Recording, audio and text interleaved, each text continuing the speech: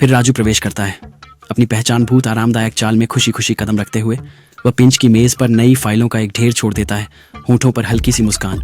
और पिंटिया भाई, थोड़ा अतिरिक्त काम आया है, संभाल लेना। पिंटिया मुश्किल से नजर उठाता है।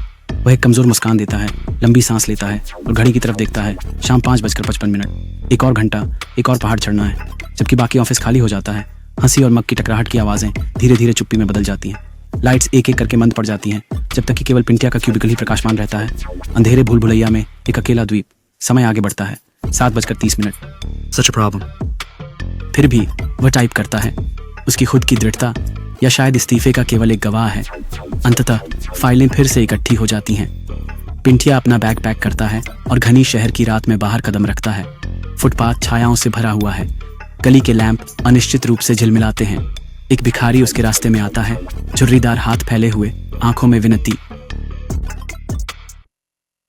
पिंटिया नजरें मिलाने से बचता है, अपनी चाल तेज करता है, आवश्यकता और संबंध दोनों से व्यवस्थित रूप से दूरी बनाते हुए। ट्रेन स्टेशन पर दुनिया सिमटती सी लगती है। पिंटिया एक ठसाठस भरे डिब्बे में घुसता है। कोहनी, बैग, अनजान लोग करीब होते हैं। हवा में प्रतिस्पर्धी शोर है। खर्राटे लेते यात्री, मोबाइल की तीखी रिंगटोन, चाय बेचने वाले की दूर से आती आवाज। पिंटिया एक धातु के खंभे से चिपका हुआ है, विचारों में गुम, ट्रेन के हर झटके के साथ झूल रहा है। घर एक कमरे का अपार्टमेंट है जो टीवी की दूर की हंसी के अलावा शांत है। वह सोफे पर ढंस जाता है, एक फूड ऐप से बिरयानी ऑर्डर करता है। एक ठंडी बियर खुलने की आवाज करती है। टीवी तेज और अव्यवस्थित कॉमेडी सुनाता है। लेकिन जब बिजली चली जाती है तो पिंटिया का अपार्टमेंट मोमबत्ती की रोशनी में चुप्पी में डूब जाता है। सिर्फ उसकी सांस और बर्तनों की हल्की खटर पटर की आवाज होती है जब वह अकेले झिलमिलाती रोशनी में खाता है। बाहर शहर जारी रहता है। वह सो जाता है, गोद में अब भी खाली प्लेट पड़ी है। नींद उसे घेर लेती है और दुनिया चुप जाती है। कदमों की आवाज गूंजती है, कठोर और बड़ी हुई। पिंच भाग रहा है, उसकी सांसें भारी हैं। वह एक जर्जर ब्रीफकेस को ऐसे पकड़ रखा है जैसे वह उसकी मुक्ति हो।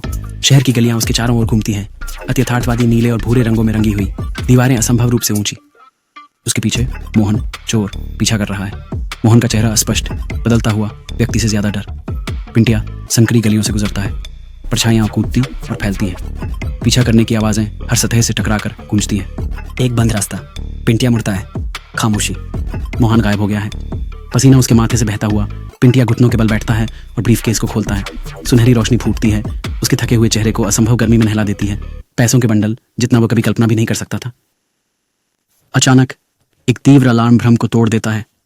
सुबह सूरज की रोशनी उसके चेहरे पर पड़ती है। पिंटिया सोफे पर जाग जाता है, दिन की रोशनी में झपकता है। खाली कमरा, मौन, उसके अपने हाथ, कोई ब्रीफकेस नहीं, कोई रोशनी नहीं, सिर्फ वास्तविकता का भार। वह कपड़े पहनता है, जल्दी में नाश्ता करता है, ट्रेन में फिर से धकेलता है और उस परिचित डेस्क पर लौट आता है। हमेशा मुस्कुराते रहने वाले राजू एक और फाइलों के ढेर को एक परिचित मजाक के साथ छोड़ देते हैं। पिंटिया उन्हें देखता है, कंधे भारी, फिर अपना पेन उठाता है और फिर से शुरू करता है। कैमरा पिंटिया के थके हुए चेहरे पर ठहरता है, आंखें थकी हुई और लालसा से भरी हुई। धीरे धीरे यह अंतहीन फाइलों, व्यस्त कार्यालय, शहर की निरंतर गूंज से हटता है। पिंटिया को करोड़ों में से एक के रूप में दिखाता है जो अपनी दैनिक चक्र का पहिया घुमा रहा है। नरम पियानो की धुनें शहर के दृश्य के साथ मिलकर गूंजती हैं, उन सभी की कहानियों को प्रतिबिंबित करती हैं जो काम करते हुए सपने देखते हैं और सपने देखते हुए काम करते हैं।